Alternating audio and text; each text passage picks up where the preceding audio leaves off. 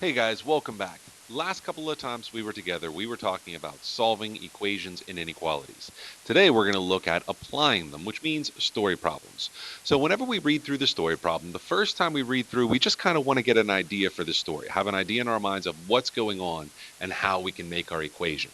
And when we do this, here there's some words that we can look for that might indicate some of these operations. So whether we should add, subtract, multiply, or divide those values. So this is what's important to note here is this is not an exhaustive list. Okay, I could not fill all the words that recommend even one of these operations on a single sheet of paper. But the key is what we're looking for here. For addition, we want anything that suggests a one-time increase. For subtraction, anything that suggests a one-time decrease. For multiplication, anything that suggests repeated increase, or I guess I should say repeated change would be better. And lastly, anything suggesting an even split would work for division. Okay, so those are the things that we want to keep in mind, we want to think about when we read these stories. Now, the first time we read through, like I said, we just want kind of an idea of what's going on.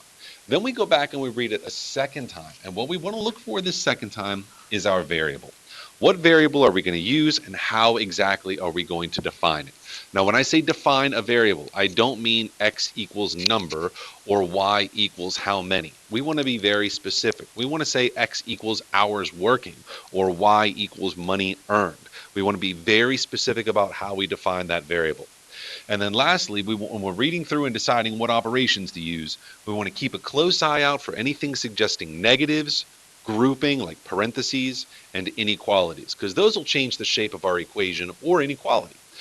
And also they'll change our answer. Okay, and what's always a good idea at the very end is to write a complete sentence answer and make sure that your answer actually makes sense. Okay, so let's take a look at some examples here. Example one. Eric is a guitarist. He has 87 songs and records 3 new songs every month. How long will it take him to have 135 songs recorded? Now, guys, our tendency in math class is to gravitate towards those numbers. But we want to think first, okay? So what's happening here is we got a guy who has some songs and he's adding some more songs frequently, okay, repeatedly. Okay, repeatedly, that suggests that there's going to be some multiplication in there. So I want to think about that when I build my equation. Now, next up, I want to think about a variable. So he has songs, he records new songs every month. How long will it take him to have songs recorded? So how long will it take him? Okay, that's what they're asking about. Okay, and the unit of time that they have here is month. So if that's what I'm looking for, that's my variable. So I'm going to say m equals months. Okay, and we'll be even more specific, months recording. Okay, once I have that variable, I'm going to build my equation or inequality around it. So I'll go back and I'll look for the numbers. Okay, so he has 87 songs. So that's how many songs he has already. Okay, he records 3 new songs every month. So 3 new songs per month.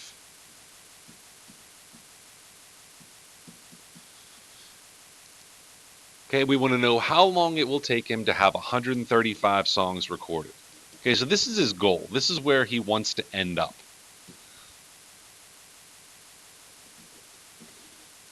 Okay, so when I go to build my equation or my inequality, okay, I'm going to start out with where the story begins. Okay, it starts out with 87. Okay, and then he's adding new songs to that every month. Guys, this is that repeated a change. Okay, so this is multiplication. Okay, now what is 3 going to multiply by? It's multiplying by the month's recording. He has the 87 songs already. We're going to add that. Okay, and the goal, this is where he wants to end up. So that's the other side of the equation. Okay, and we want him to have 135 songs, so that's an exact goal. That's an equation. So we start with the 87, and then he adds 3 songs every month until he has 135 songs. Okay, well, now that we've got our equation, we can go ahead and solve it. Okay, so we'll subtract 87 from both sides. Okay, and guys, if you need a calculator, there's no shame in it. Okay, that's why we have them. Use them. So 135 minus 87, and we get 48. So 3m equals 48, and then divide both sides by 3. And we get that m equals 16. So we want to know how long it's going to take him to have 135 songs recorded. So let's see, we're going to write our complete sentence answer.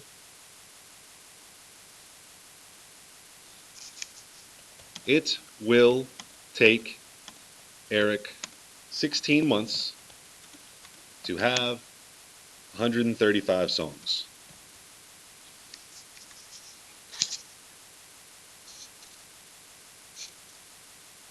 Okay, now think about whether or not this makes sense. He has 87. He's getting 3 more every month. He wants to get to 135. So he wants to double almost, and he gets 3 per month. Yeah, a little bit over a year seems totally reasonable. Okay, think about the guys, the musicians that you guys listen to. If they're putting out a new album every couple of months, okay, that's kind of a lot. Okay, that's a lot of music to put out. Now there's also music that doesn't make it to the album that they record. So yeah, 16 months is totally a reasonable amount of time. Okay, now let's go up. Take a look at the next one. Okay, Gino's deep sea fishing. He has 180 feet of fishing line in the water, and he reels in 2 feet per second. How long will it take for his hook to reach a depth of at most 50 feet? So here's Gino's boat. Okay, here's Gino. He's got a fishing line in the water, and it's going down. Okay, he already has 180 feet, and he reels in 2 feet per second. It reels in, I'm sorry. So it's in the water, and it's coming up. All right, so we want to know how long will it take? Okay, so once again, we're talking about time as our variable. Okay, and it says that he reels in 2 feet per second. So I'm going to use t equals seconds reeling. Okay, now we go back and we look at the numbers. So he has 180 feet of fishing line in the water. So 180 equals feet of line in the water. Okay, so that's where he starts. Okay, and he reels in 2 feet per second.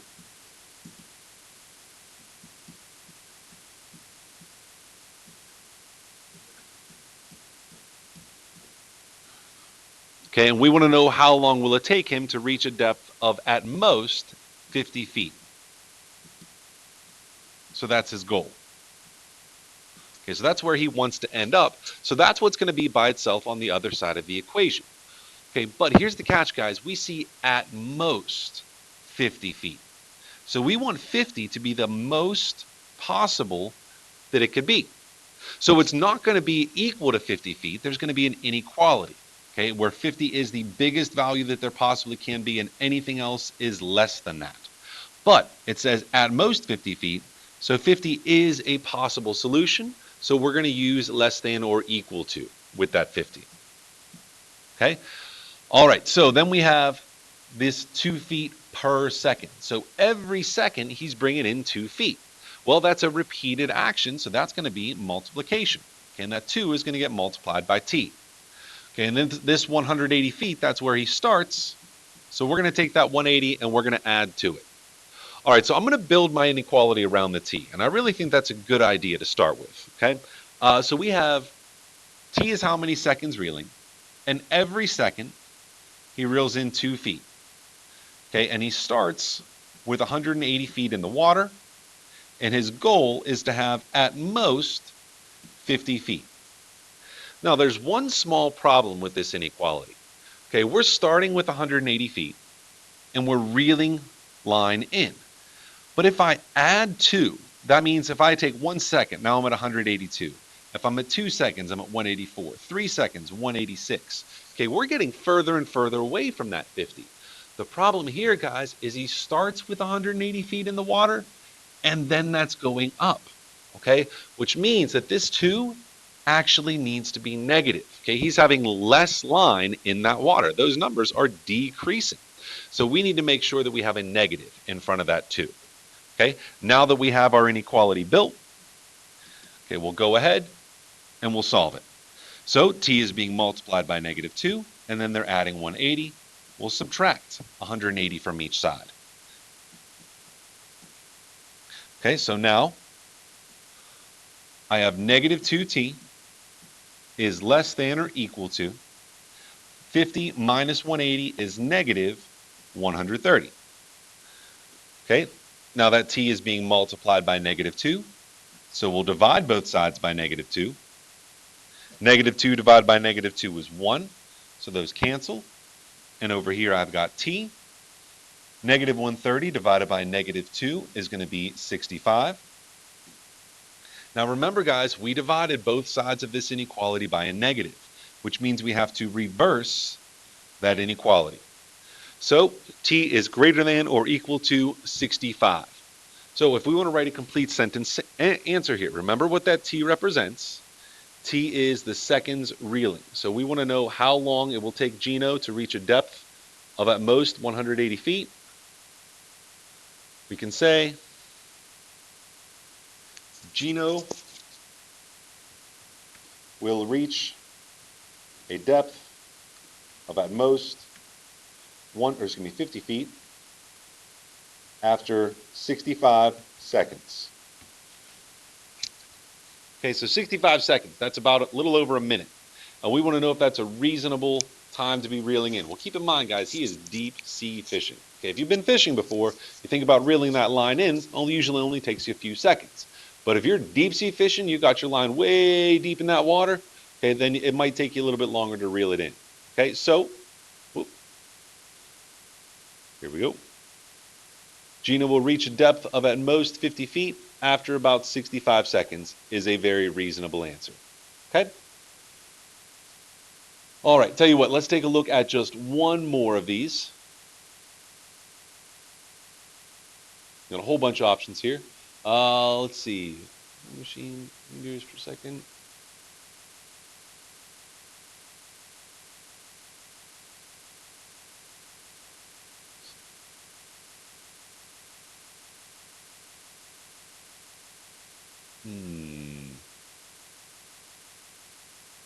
Well, let's talk about Brian working at the Dairy Mart. Okay, so Brian saved $1,200 this summer working at the Dairy Mart. If he spends $75 every week, when will he have only $150 left? Okay, so when we read through, Brian's got some money and he's spending it. Okay, so what's happening to his big stack of money? His big stack of money that he earned is getting smaller. Okay, so we have when, whoop,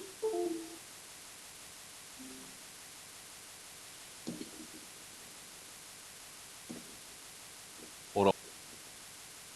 Sorry about that, guys. The computer decided it wanted to reformat the display for a second there. So anyway, we've got Brian saved a whole bunch of money and he's spending it.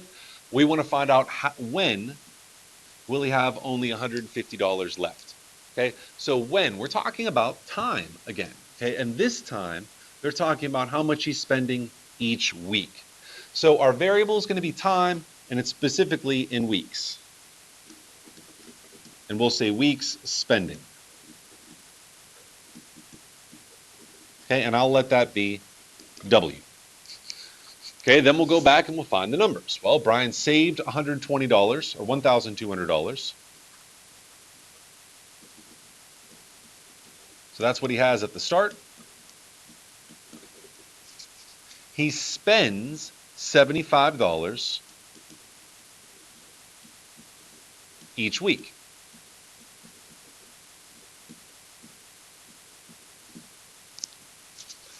We want to know when he's going to have only $150 left. So at the end of the story, he's going to have $150. Okay, so let's think about what each of these, the words in here indicate. So this word each talks about a repeated change. So that's going to be multiplication. Okay, the $1,200 that he starts with that's going to get added to that change. And then the $150 that he has left, that's the goal. That's where he's going to end up. And it doesn't say at least or at most, it says only. So we're talking about an exact value here, which means it's an equation. So once again, I like to start with the variable. So let's build our equation around that variable. So here we have weeks spending. Okay, now every week, that's going to get multiplied by $75.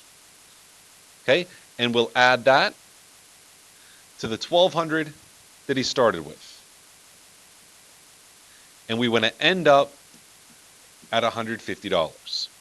Now, if we pause here for a second and we look at this equation, hopefully we'll recognize a small problem. He's starting with $1,200, and according to this equation, he is adding $75 each week. But we see that he is spending $75 every week. So we need to recognize that that $75 needs to be a negative. That's going away from what he starts with. It's making his pile of money smaller. So that 75 needs to be negative. Now we have a big pile of money, and we're taking some away from it each week until we get down to a certain value. Now we've got our equation. Now we can go ahead and solve it. So we'll start by subtracting 1,200 from both sides. Okay, and we'll have negative 75 times W equals 150 minus 1,200 is 1,000, negative 1,050. Okay, now, next up, we want to divide both sides by that negative 75. Okay, now keep in mind, negative divided by a negative becomes a positive. These 75s will cancel. W is all by itself. And guys, once again, if you need a calculator, there's no shame in it. That's why we have them. So, take the calculator out. Oh, boy. That's not what I wanted.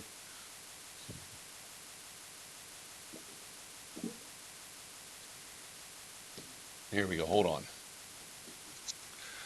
Sorry, guys. Those settings just keep flipping around. So anyway, we bring up that calculator, and I want to do 1,000.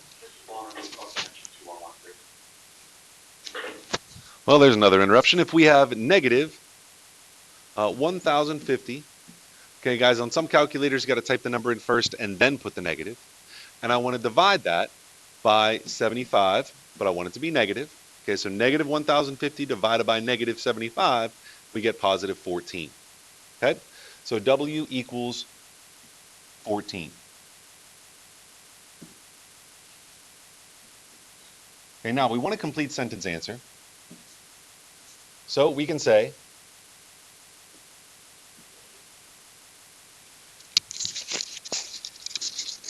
that Brian will be down to $150 in 14 weeks. Okay, we want to ask ourselves if that answer seems reasonable. Okay, well, 14 weeks, it's right around 3 months. So if he has $1,200 saved up and he spends $75 each week, yeah, it seems kind of reasonable that he's going to be scraping the bottom of the barrel after about 3 months. Okay, so when we write our inequalities and our equations, okay, look for those words that indicate those specific operations, but above all else, the very first thing that we need to do is define that variable very specifically. Define the variable, build your equation or inequality around it. Once you solve your equation or your inequality, ask yourself if that answer makes sense. Okay, if that answer makes sense, you're good to go. If it doesn't make sense, go back and check for mistakes. And you guys are smart enough to understand whether or not something makes sense. Use your reason. Okay, there's an assignment posted inside Canvas. This video is posted in Canvas. If you have any questions, you can contact me through Canvas or you can send me an email. I look forward to hearing from you. Good luck.